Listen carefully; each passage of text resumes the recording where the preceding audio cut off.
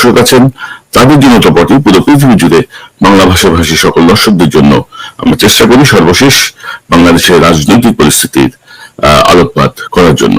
দর্শক, আজকে আমরা কথা বলবো একই বিষয়, বাংলাদেশের যে চলমান রাজনৈতিক পরিস্থিতি, মার্কিন যুক্তরাষ্ট্র যে চেষ্টা করে যাচ্ছে যে বাংলাদেশে একটি সুষ্ঠু নির্বাচনের জন্য, সেই নির্বাচনের পথের সেই প্রক্রিয়াগুলোকে নিয়ে নানা ধরনের ঘটনা ঘটছে, নানা ধরনের বিষয় চলছে।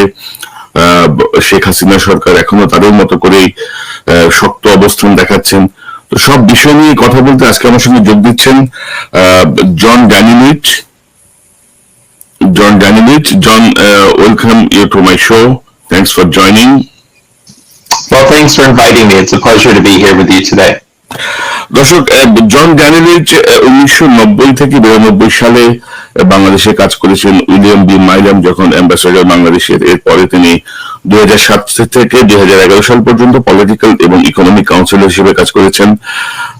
পরবর্তী সময়ে 2012 থেকে 14 সাল পর্যন্ত তিনি deputy chief of the mission হিসেবে ঢাকা এমবিসিতে কাজ করেছেন। সো বাংলাদেশ সম্পর্কে তার ধারণা আমাদের মতোই বলা চলে। আমরা বাংলাদেশকে যতটুকু জানি, জন ড্যানিলিচ তার থেকে খুব বেশি কম জানেন না। পাশাপাশি তিনি একজন সাউথ এশিয়ান এক্সপার্ট। তিনি বিশ্ব রাজনীতি নিয়ে বিশ্লেষণ করেন। গত 32 বছর ধরে তিনি লিখছেন। বর্তমান সময়ে তিনি সাউথ এশিয়া পার্সপেক্টিভস নামে একটি যে পত্রিকা, সেই পত্রিকার এডিটর এট লার্জ হিসেবে তিনি কাজ করছেন এবং সাউথ এশিয়া পার্সপেক্টিভস এর এডিটর এট লার্জ হিসেবে কাজ করছেন। এবং এখানে তার বাংলাদেশকে নিয়ে বহু লেখা আছে, যেগুলো অত্যন্ত ইনডেপথ আর্টিকেল, যেগুলো বাংলাদেশের বিভিন্ন পত্রিকায় অনুদিত হয়েছে, যার ফলে জন ড্যানিলিচ বাংলাদেশও সমানভাবে জনপ্রিয়।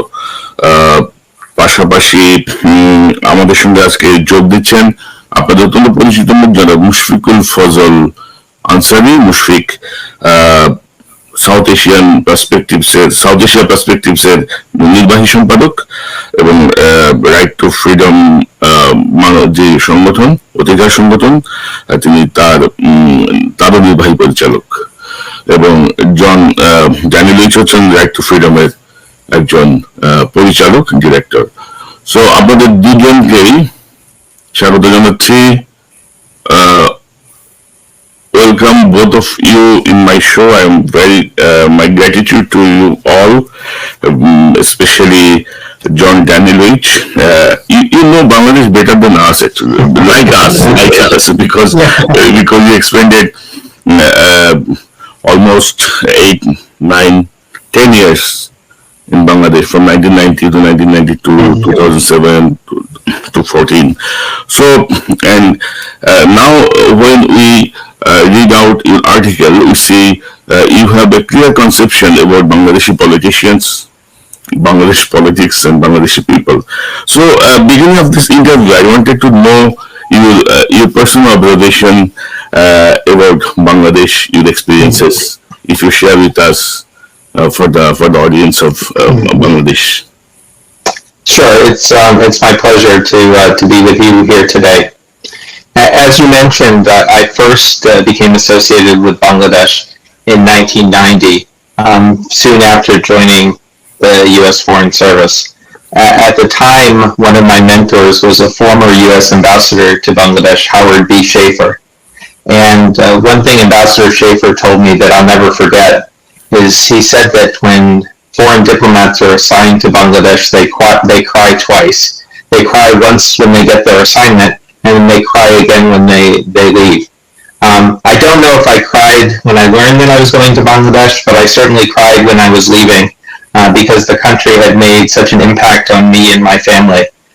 And one of the great pleasures of my career was that I was able to return to Bangladesh on subsequent occasions. And over the course of my 32 years in the State Department, I developed a great affection and I think an understanding for Bangladesh and for its people. So,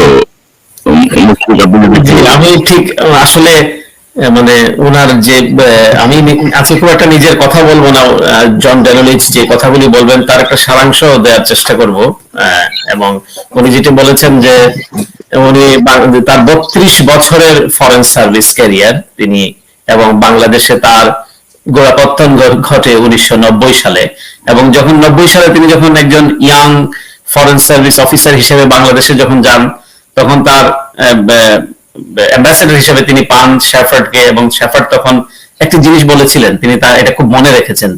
তিনি বলেছেন যখন বাংলাদেশে যখন কেউ আসে তখন তারা দুইবার কাঁদে। প্রথমত হলো যখন পোস্টিং হয় তখন তারা খুব বেদনাহত হন। শুধু বাংলাদেশ নয়, আমরা জানি যে এই সমস্ত খুব রিস্কি জায়গাগুলোতে যখন পোস্টিং হয় এটা খুব ভালোভাবে তারা নিতে পারেন না। আবার যখন বাংলাদেশ থেকে যখন কেউ যান এবং থেকে যান, মানে সার্ভিস করেন, আবার যখন ফেরত আসেন তখনও তারা আবার কাঁদেন। তখন কান্নাটা হচ্ছে যে ছেড়ে আসা, তাদের বন্ডেজটা এত বেশি হয়, এত গভীর হয় তাদের সম্পর্কটা, তখন তারা ছাড়ার সময় কাঁদেন। তো তিনি বলেন ওনার ফেরার সময় উনি যখন যান তখন তিনি ক্যারিয়ার ফরেন সার্ভিস তার সেটি হয়নি, কিন্তু যখন তিনি বাংলাদেশ ছেড়ে আসেন তখন বাংলাদেশকে খুব ফিল করেন এবং বাংলাদেশের খুব ভালো বন্ধু তিনি, সেটাই বলেন। এবং তিনি আজকের এই শোতে অংশগ্রহণ করতে পেরে তিনি খুবই আনন্দিত, এবং বাংলাদেশের মানুষের সাথে তিনি চলে এসেছেন, কিন্তু নানাভাবে তিনি কানেক্টেড আছেন।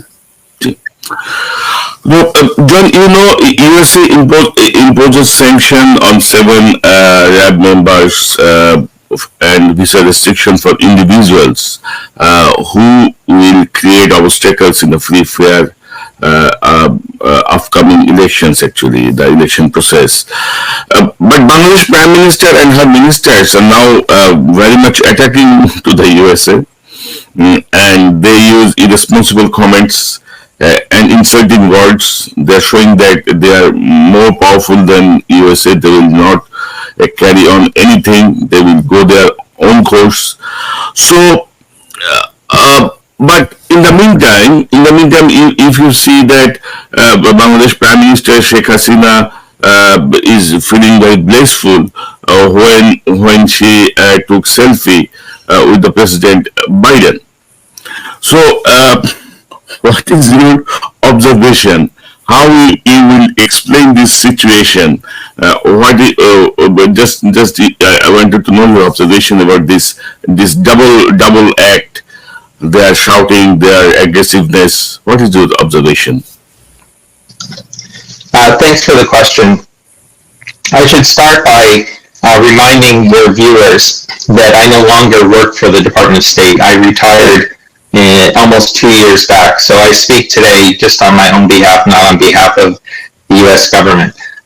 During my 3 decades working for the State Department, though, I had the opportunity to meet with political leaders from across Bangladesh's political spectrum, with average citizens, with business people, with members of the civil bureaucracy, with journalists, with a wide variety of people.